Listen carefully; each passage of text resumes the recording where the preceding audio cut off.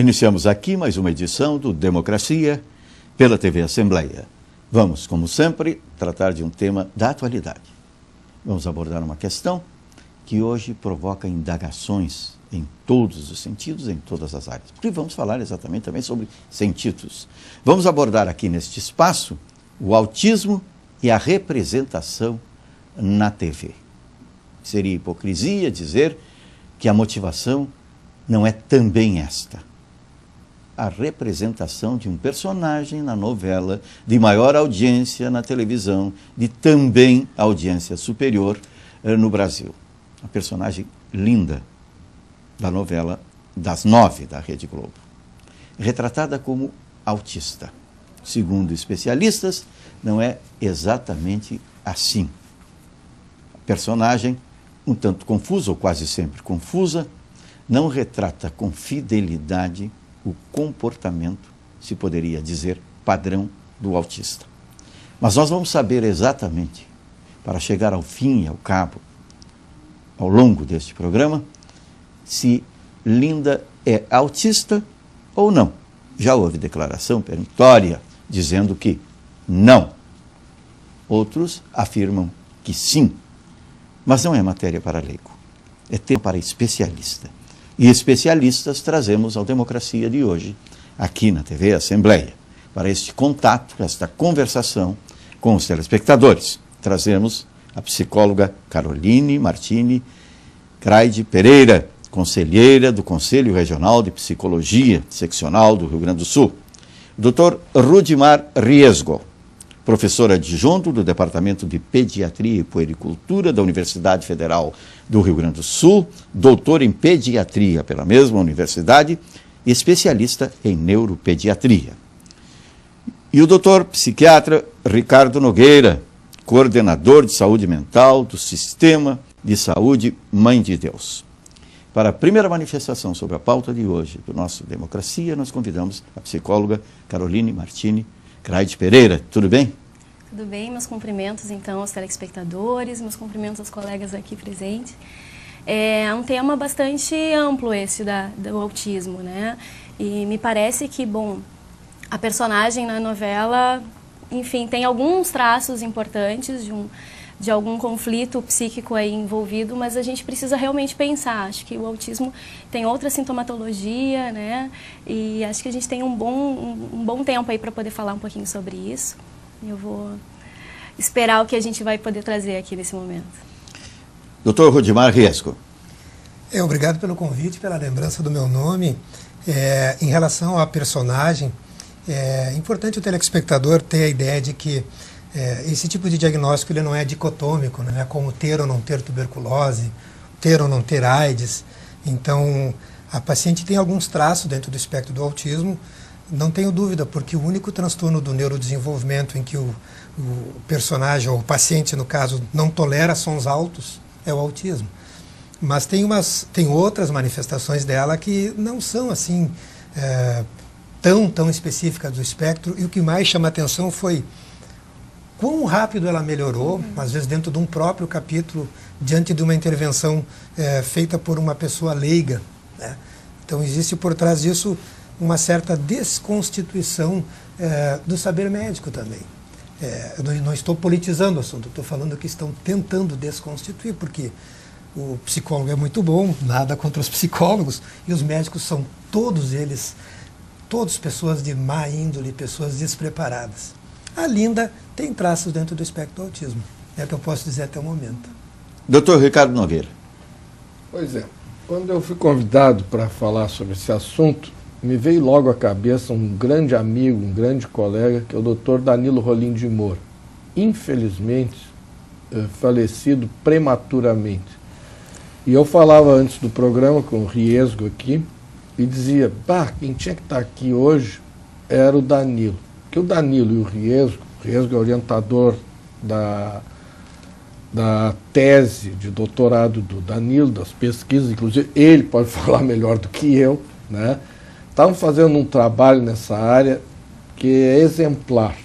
Eles criaram, o Danilo Rolim de Moura, lá em Pelotas, um centro de tratamento do autismo. E um centro que seguia toda essa linha transdisciplinar, com equipe multiprofissional, mas um trabalho assim que era muito mais, eu diria, que além de científico, um trabalho heróico. Né? Um trabalho heróico. Trabalho heróico. Até o Riesgo pode complementar isso. E eu e o Riesgo, sem conhecê-lo, nós participamos da inauguração desse centro. Né? A gente não se conhecia, estou conhecendo ele hoje aqui. E até o ministro Alexandre Padilha veio aqui em Canoas inaugurar a nossa unidade de dependência química do Hospital Universitário de Canoas. E depois foi a Pelotas, eu fui junto, para inaugurar lá o centro da Universidade Federal de Pelotas. Então, o Danilo era um entusiasta desse assunto. Inclusive, agora recebeu uma homenagem lá do prefeito, né? É verdade. Né? O Riesgo depois pode complementar. E o entusiasmo dele, né? Eu me lembro que no dia 2 de janeiro, de 2 anos atrás, foi meu aniversário, e 20 dias depois, 18 dias depois, ele teve o diagnóstico da doença que veio a falecer. E ele me disse uma coisa, eu me lembro lá dentro daqueles corredores, daqueles tubos lá da Santa Casa: Ricardo, eu estou no auge da minha vida. Eu estou produzindo, eu estou sendo publicado no mundo inteiro, né? O meu trabalho está sendo reconhecido, eu estou no auge, tudo que eu sonhei eu consegui, e eu vou morrer. Mas eu só quero dizer uma coisa para ti, Danilo, que tu não morreu, porque um trabalho como esse é eterno. E eu gostaria que o Riesgo desenvolvesse mais esse trabalho dele, e gostaria, se vocês permitirem, que esse programa fosse uma homenagem a esse grande médico, esse grande pediatra, esse grande cientista, e além de tudo, esse grande homem, esse grande pai. Porque, na verdade, a gente, para ser um bom médico, um bom profissional, não basta ser um bom cientista, nós temos que ser uma boa pessoa. E o Danilo Rolim de Moura era isso. É verdade. E nós estamos aqui, já que homenageando aqui, não por solicitação, mas por lembrança muito procedente do Dr. Ricardo Nogueira, este profissional extraordinário também, lembrar que no ano passado desapareceu uma figura notável, figura exponencial nesta área, que foi o Dr. Otônio Oteral, que o marcou pela sua presença, sua capacidade profissional. Portanto, saibam os telespectadores que este programa também é homenagem a essas duas personalidades tão importantes na área sobre a qual nós discutimos. E muito justo. E aqui eu pensava, né, que o trabalho dessas pessoas, né, eles precisam ter segmento. Né? Esse centro lá em Pelotas, eu não sei como é que está ocorrendo, né, lá, tem que ter apoio, porque é um trabalho que ele transcende. Né? O Oteral também, sem dúvida nenhuma, até acho que assim, aqui no Rio Grande do Sul a gente tem um problema, nós gaúchos, né, de prestar homenagem. Nós somos muito mais valorizados fora daqui do que aqui. Quando o Oteral morreu, a maioria das homenagens que eu vi foram fora do Rio Grande do Sul. Nós temos uma dificuldade aqui muito grande de prestar um reconhecimento ao trabalho dos nossos colegas. Então eu acho que foi muito oportuno, Batista. O que nós temos feito, até uma coisa dentro desse que tu comentasse, é assim, o Danilo foi tão generoso que havia uma vaga para 40 horas para neuropediatra lá, e ele, de alguma forma, não sei se eu vou fazer alguma injustiça, alguma imprecisão, ele transformou em 2 vagas. E foram aprovadas no concurso público 2 ex-residentes minhas, que fizeram formação aqui, que são de Pelotas, cujas famílias são de lá, famílias tradicionais, e elas estão trabalhando com muito afinco e com muita dedicação, inclusive em relação a essa memória. Elas, olha, nós precisamos fazer o que a gente puder para a gente conseguir manter o que foi iniciado lá.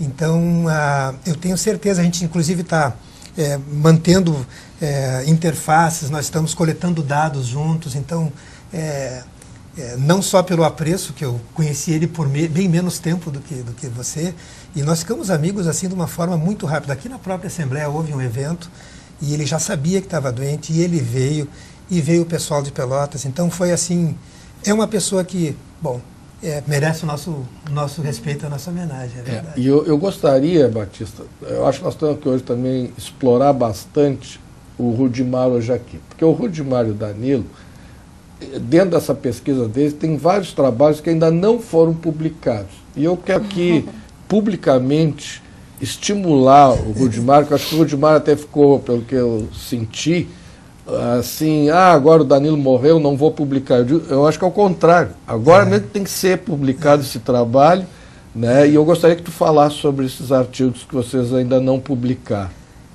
Não, faz parte de um trabalho bem maior que é lá da universidade, que é daquela coorte que é coordenada pelo grupo do pessoal lá da Federal, que trabalha super bem com segmento de crianças, com César Victor e com outros autores. E eu vou pedir autorização para os outros autores, os que permanecem entre nós, para ver se é possível. E, de qualquer maneira, assim, existe, assim, dentro inclusive do serviço público, existe guarida para os pacientes. Existe agora a legislação, que é uma coisa mais recente, né? Uma legislação que está para apoiar essas crianças. Nós também estamos tentando ali dentro do Clínicas criar um centro especializado em reabilitação para crianças com autismo, porque para colocar em perspectiva, a neuropediatria do hospital, ela dá conta de todos os problemas, não só do autismo. Então a gente tem 15 ambulatórios e a gente faz 16 mil avaliações por ano. Então existe outros problemas, epilepsia, tumores, meningites, etc. E se eu fosse só treinar os meus residentes em autismo, eu não estaria formando eles, eu estaria deformando, eles estariam sendo deformados. E direcionando num só sentido, né? Eu sou um psiquiatra da antiga, e eu ainda sou do tempo, não sou do tempo do Bloiler, lá de 1911, quando ele escreveu que o autismo era um sintoma da esquizofrenia.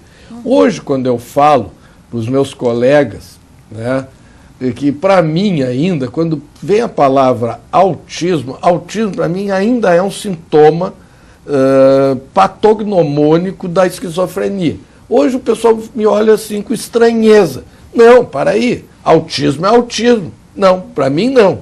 Para mim o autismo e muitas vezes a gente confunde, né? É ou não é? Porque tu vai pegando assim os sinais e sintomas do autismo, e são muitos sinais e sintomas que também são da esquizofrenia. Então a gente tem que ter esse cuidado, né? Agora mesmo... O próprio nome varia de acordo com o manual que é usado, né? E a gente tem que ter esse cuidado, né? Me parece também que a gente tem muitas confusões, então, como o senhor estava dizendo, da questão do autismo. Mas o Conselho de Psicologia, hoje, a gente tem desenvolvido a ideia de que, bom, a gente precisa desse tipo de tratamento na política pública, né? Uma das comissões do Conselho é exatamente a Comissão de Políticas Públicas, e a gente busca que todos os sintomas e psicopatologias que são colocadas no Sistema Único de Saúde, que eles possam ser atendidos nesse sistema. A gente vê hoje que em alguns lugares, os CAPs, por exemplo, os CAPs infantis, não atendem. Não atendem transtornos do espectro autista. E são muito poucos, né? E são muito poucos para atender uma demanda muito grande na população de sintomatologias diferentes. Agora mesmo, ontem, a gente leu uma notícia que nos deixou, até certo ponto, sensibilizados, que diminuíram as vagas na residência de psiquiatria do Hospital São Pedro, diminuíram 3 vagas, e que não tem nenhuma vaga para psiquiatria infantil. E hoje, tu procurar um psiquiatra infantil em Porto Alegre, no interior, nem pensar, né?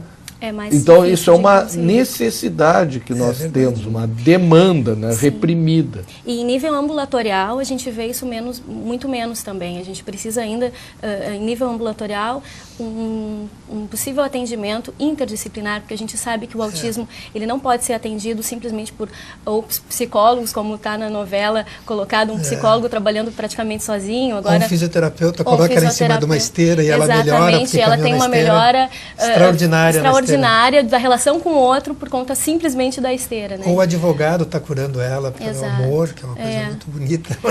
E é esse o mote, o que dificulta quando vai para a novela esse tipo de situação, é exatamente isso, vai para o romance, né? Eu estava lembrando que eu ainda estou no meu viés, né, da questão da esquizofrenia. Tem um filme chamado Mente Brilhante, sobre John Nash Jr., que é prêmio Nobel da economia, né, da teoria dos jogos, que ele continuou, que na verdade quem começou com a teoria dos jogos é o Neumann, né, e ele só evoluiu e ganhou o prêmio Nobel. da economia. E o John Nash Jr. era esquizofrênico, com diagnóstico, inclusive tem um filho que é esquizofrênico também. E no filme ele mostra muito que o amor da esposa dele, né, e ele no discurso de agradecimento ao Prêmio Nobel, que ele achava que estavam alucinando quando deram o Prêmio Nobel para ele, né, ele diz que o que salvou ele, que melhorou a situação dele, foi o amor da mulher, né, que ele fez tudo por amor, que o amor cura tudo. E é verdade. Mas só que no filme fica muito bem claro, esse filme é excelente, indico para todos, que ela, com o amor dela, fazia com que ele tomasse as medicações. Então, quando ele tomava as medicações, ele melhorava. Aí ele ficava tão bem que achava que estava curado e parava. Né? Então, na questão do autismo, tem essa questão da cura do autismo. Nesses tempos, alguns cientistas levantaram a perspectiva, primeiro, da causa. Um cientista levantou que era pela vacina tríplice, né, que foi totalmente rechaçado, que era um absurdo. E um outro cientista teve a cura do autismo. Na verdade, ele não era a cura, ele conseguiu detectar uma célula, né, que ele pesquisou, acho que o Rudimar pode aprofundar mais essa questão. Então, a gente tem que ter cuidado dessas questões. As famílias, por estarem muito desesperadas, elas ficam muito frágeis. E cria um processo de negação, né? Não, e ficam frágeis a pessoas de má índole. E tem uma coisa que a gente chama de conflito de interesses. Acho que isso vale a pena o público saber.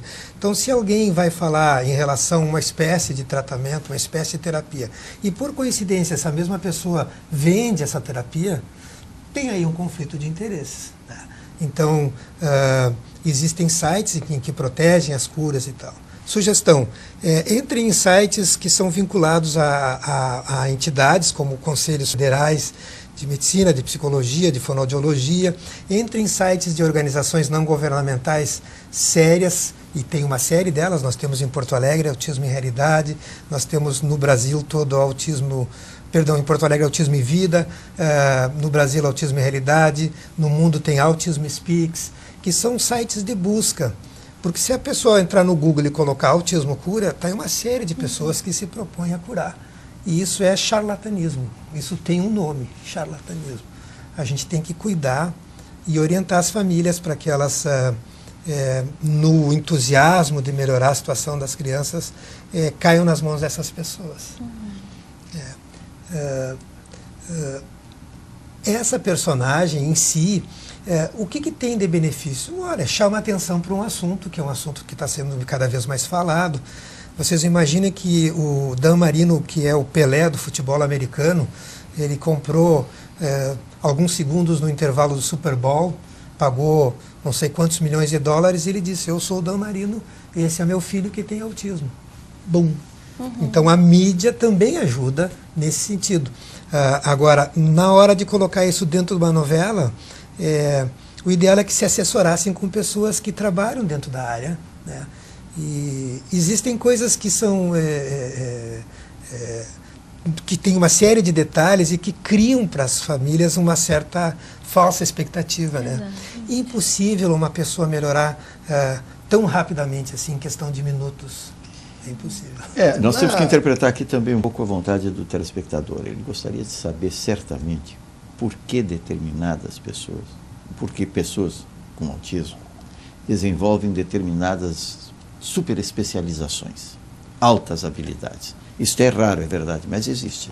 É que, na verdade, no autismo, existem vários tipos de autismo, né? Várias síndromes. Né? Então, tem autismos mais graves, menos graves, né? Existem sintomas. Tem pessoas que têm sintomas autistas. Né? Eu acho que, na verdade, todos nós temos alguns momentos de autismo, né? Quando a gente sai fora do ar. Né? Até para descontrair, pessoal, assim, ó, tem Baron Cohen, que é um autor que escreve muito sobre cérebro, gênero e comportamento. O cérebro masculino, ele funciona, aspas, como se fosse autista. E o cérebro feminino, não. Então, as pistas sociais são muito mais bem vistas pelas mulheres do que pelos homens. Para além disso, a própria subjetividade feminina vai trazendo exatamente essa necessidade de dar conta de muitas coisas, de dar conta da cozinha, de dar conta dos filhos, de dar conta, né? Depois vai para o trabalho, e aí dá conta do trabalho. Conta de tudo, né? Exatamente. E ao mesmo tempo. E na verdade isso é interessante, assim, o feminino ele vai buscando dar conta de muitas coisas ao mesmo tempo e o masculino acaba tendo Tem até foco, trabalhos, né, com modelos animais, onde é mostrado que a virilização do eixo que comanda os hormônios todos que acontecem no gênero masculino faz com que ele funcione um pouco diferente. Então, se eu vou numa festa com a minha esposa, se eu conto seguido, a minha esposa pode dizer assim, olha, tu visse como fulana olhou para Beltrano, e eu vou dizer, porque eu estou assim, querendo saber quantos 1000 BTUs tem aquele aparelho, qual é a potência daquele aparelho de som, eu estou mais cuidando objetos do que pessoas. Por outro lado, é aquela história da distração dos sábios, né? O sábio, muitas vezes, ele se depara diante de uma escultura, por exemplo, de um quadro, e fica ali o dia inteiro vendo os detalhes, né? Como tem pessoas que ficam vendo o quadro da Mona Lisa o dia inteiro, né? Não saem dali, né? Ficam olhando para ela olhando para a pessoa, diz que ela acompanha a gente, não sei se é verdade, né?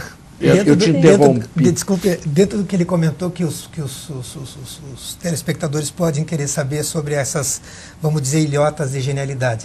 Elas não são só do autista. Algumas pessoas com retardo têm algumas ilhotas de genialidade, chamam savant, que são pessoas que um determinado assunto eles gostam muito dele e outros sabem tudo daquele assunto e outros assuntos não. E dentro do que tu falaste é bem isso, tem autistas com muito retardo mental, tem autistas sem retardo mental e tem autistas superdotados. O Vale do Silício está cheio deles lá. Bill Gates, ele tem traços dentro do espectro do autismo.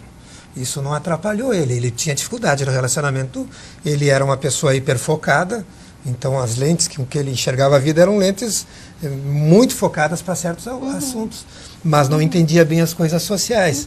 Então, nem todo autista tem retardo, e na novela é colocado isso. Ela é uma menina incapaz. Ela pode ser uma autista de alto funcionamento? Pode. Eu não medi o QI dela, não sei qual é a inteligência dela.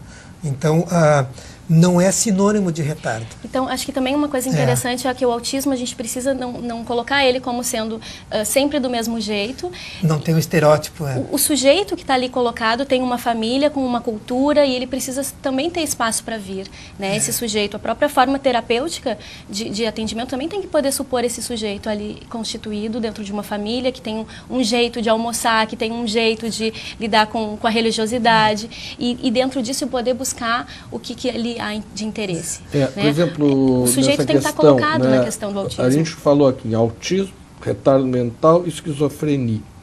Então, vou dar 2 exemplos. O Garrincha. Uns dizem que o Garrincha tinha retardo mental, mas era um gênio e foi um grande gênio do futebol. Agora consta que o Messi, esse que era considerado o melhor jogador do mundo, que teria... Só perdeu um título, porque já no último jogo provou que continua sendo superior. Exato. Mas então consta que na infância o Messi teria sinais, sintomas de autismo e se dedicou para o futebol, e é isso que a gente sabe, né? E tem casos públicos, por exemplo, tem um filho de um grande apresentador da TV brasileira, que ele não esconde isso, ele mesmo fala, que o filho dele é incapaz de abotoar uma camisa, mas, no entanto, toca as obras completas do Beethoven e do Mozart. É verdade. Então, assim, não existe um só, existem vários tipos de autismo e, assim, para os telespectadores, ideal, tem o seu pediatra. O seu pediatra é quem acompanha a criança desde o nascimento e ele pode detectar sinais assim precoces.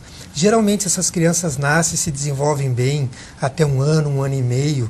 Depois eles dão uma empobrecida no vocabulário, param de olhar no rosto dos pais. Tem coisas que só acontecem no autismo, como por exemplo, não tolerar sons altos, como está na novela, está exagerado, mas é bem aquilo dali. Caminhar na ponta dos pés. Toda criança caminha na ponta dos pés numa fase muito curta do seu neurodesenvolvimento normal. Eles permanecem mais tempo caminhando na ponta dos pés. Ter estereotipias, movimentos que se repetem, como se fosse flapping, gostar de girar o próprio corpo, gostar de objetos que giram, ficar fascinado por hélice de ventilador. Tem uma coisa que é simplíssima, é pegar aquela negocinho de fazer bolha de sabão, a gente sopra aquilo, as crianças brincam, furam a bolha e tal, o autista fica fascinado por aquilo e não para mais de olhar para aquilo. Então tem algumas coisinhas, não tolerar o toque, não sentir dor, são alguns sinais assim que tem que estar todos eles juntos para suspeitar disso bem precoce, porque daí a gente consegue mudar uma história. E acho que isso é importante, assim, né? Não é um sinal desses, Exatamente. Não é uma situação que a criança ficou, né, olhando para o ventilador e fascinada por isso. Precisa existir essa combinação de sinais. Exato. Né? E além disso, de poder enxergar, então, dentro desses sinais, o que a criança também pode nos dizer a partir disso. E aí, isso é o trabalho dos profissionais, né, de forma interdisciplinar, poder acompanhar essa criança no seu desenvolvimento posterior. Nós estamos hoje aqui provocados por uma novela, né? Eu acho que a novela, na verdade, essas novelas ultimamente, elas têm sido escritas assim para querer agradar as pessoas, né, e não para educar. Né? Eu acho que a novela brasileira ela está se perdendo, porque é sempre a mesma história, uma encheção de linguiça, como se fala, né? As histórias são sempre as mesmas, né? E assim, se estimula muito, repete os mesmos roteiros, né? Então o maior sucesso é quando uma mulher traída bate na outra que foi a traidora, é sempre a mesma coisa, né? Então acho que a gente tem que desenvolver coisas melhores e estimular coisas melhores. Um exemplo disso, acho que é o cinema. O cinema ainda está 1000 anos luz à frente das novelas, né? Porque as novelas são de baixo nível, né? Novela mexicana, novela brasileira, esse tipo de coisa que dizem que são as melhores do mundo, infelizmente são as que mais vendem. Mas o cinema, eu ia sugerir aqui um filme... Que são as melhor elaboradas, né? É muita técnica e pouco conteúdo, né? Muito efeito especial, né? E assim estimula muito tudo que tem de ruim na sociedade, né? A traição, a agressão, é aquilo que a sociedade é, mas que tem que ser mudada, né? Então, o que a gente que quer mudar essa sociedade, que é uma sociedade melhor, não pode ficar aplaudindo o que tem de ruim, tem que fazer uma proposta. Então, eu proponho que ao invés da gente ver essa novela, a gente pega um filme chamado He-Man, né, com o Dustin Hoffman. Esse filme é maravilhoso. Esse filme mostra tudo isso. Agora o Rudimar estava falando, eu parei aqui. Tudo isso que ele está falando, lembra? No He-Man aparece a questão da dor, né, do fogo, que ele não tinha medo de se queimar, etc, etc. Depois a gente podia desenvolver mais. Vamos chegar, sim, a essa complementação, essa conclusão no segundo momento do Democracia, quando estamos chegando ao final do primeiro bloco, tratando sobre autismo e também, acessoriamente, a representação na TV. Porque é muito mais importante saber sobre autismo do que sobre televisão. Por isso nós estamos com convidados especiais, mantendo esta conversação com os telespectadores aqui na TV Assembleia.